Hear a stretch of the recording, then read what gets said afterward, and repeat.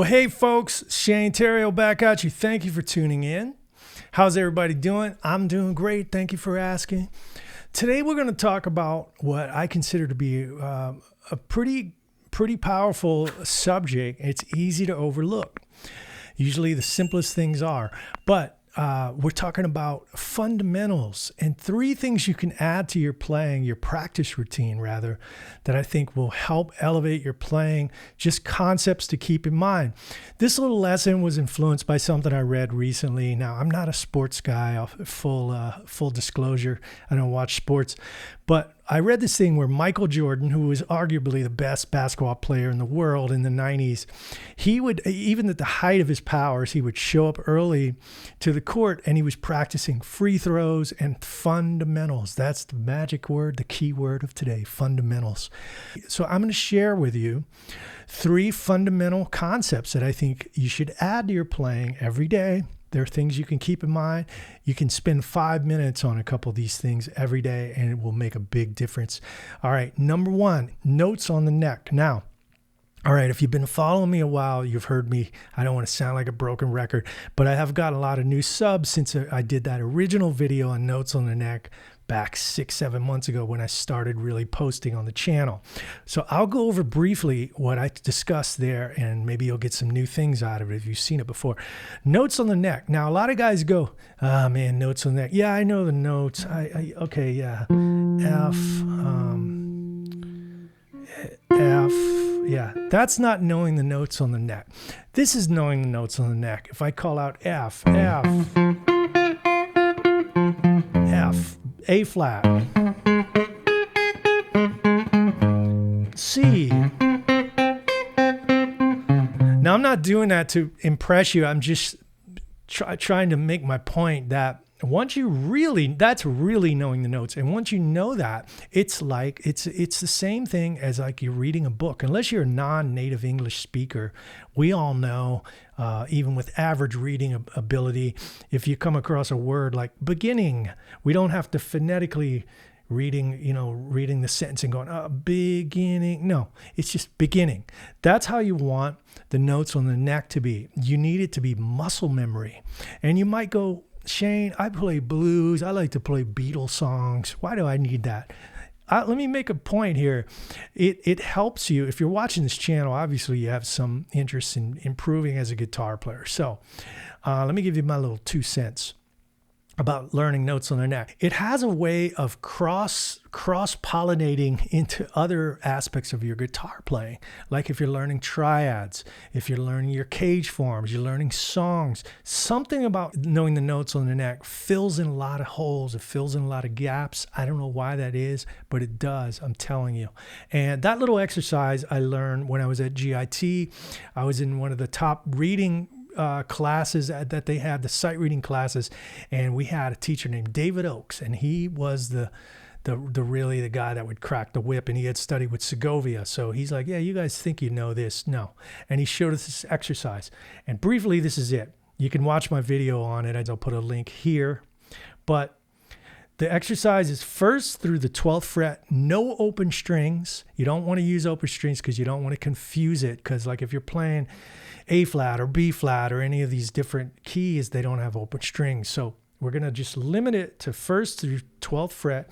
And then it's very simple. You start on the 6th string, you go up to the high E, and you pick one note. So F on the 6th string, F on the 5th string, F on the 4th string. Now, when you start out, you're probably, like most guitar players, going to be like hunt and peck mode, which you don't know the notes if you're in hunt and peck mode.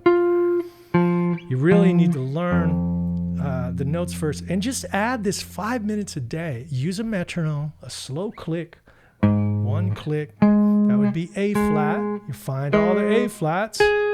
Just pick a couple of notes per day.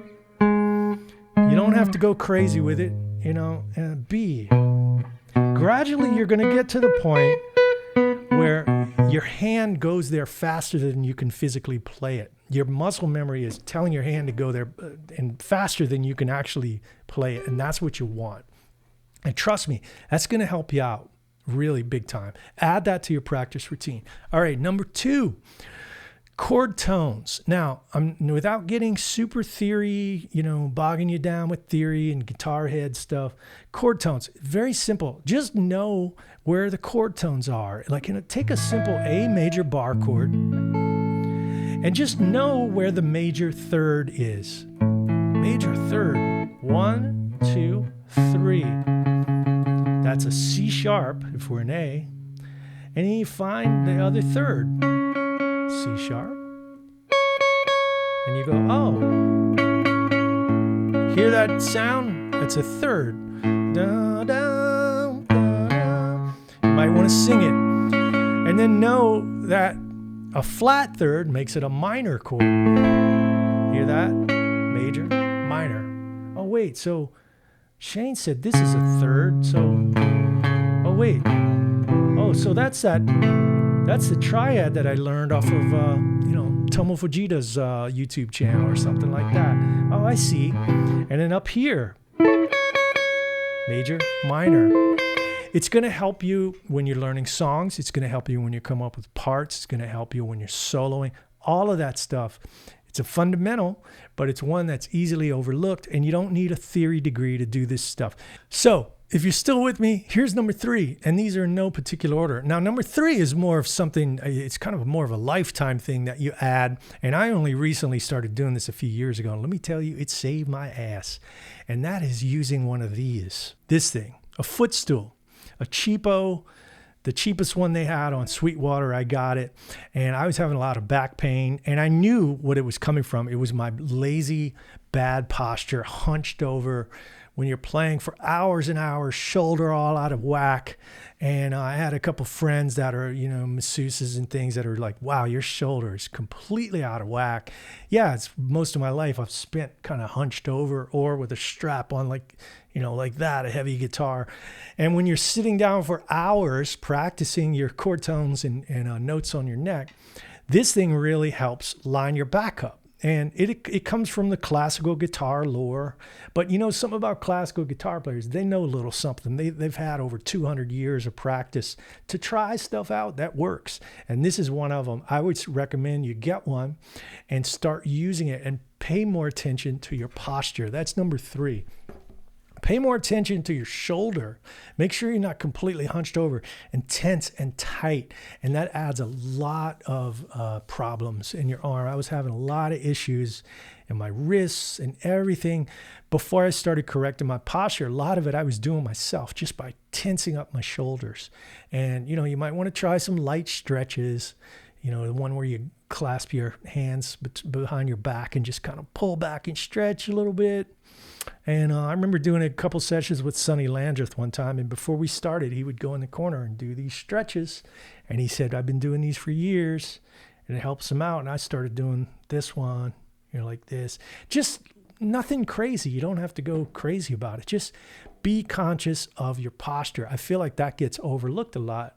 And when you're on stage as well, I try to not put all my weight on one foot, try to keep conscious and just aware of where my weight is, the distribution, and because it really makes a difference.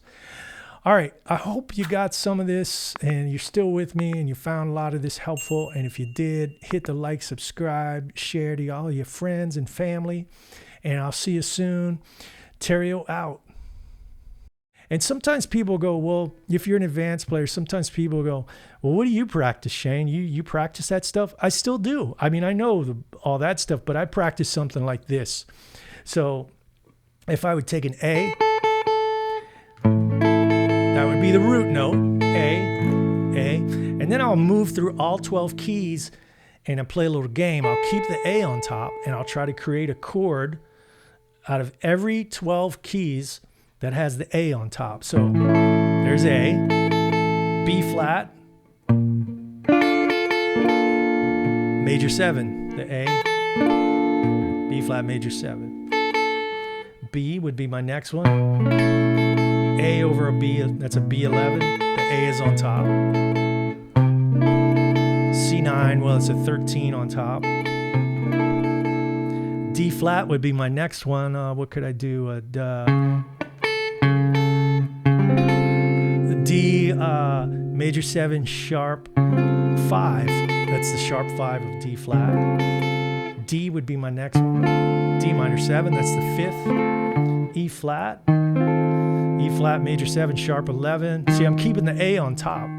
Go up to the E. What would my A be on top? That would be E minor 9, F major 7, that's the 3rd. F sharp, minor 7 flat 5, A on top. G, that'd be the 9 on top of G13. A flat, what would that be? A flat. Minor, A flat 7, sharp 5, flat 9 on top, and then we're back at A. So I didn't, I hope I didn't lose you. I'm just showing you kind of stuff I work on. Same thing, fundamentals. Those are fundamentals. Now they're more advanced, but it's chord tones. That's my point, chord tones. All right.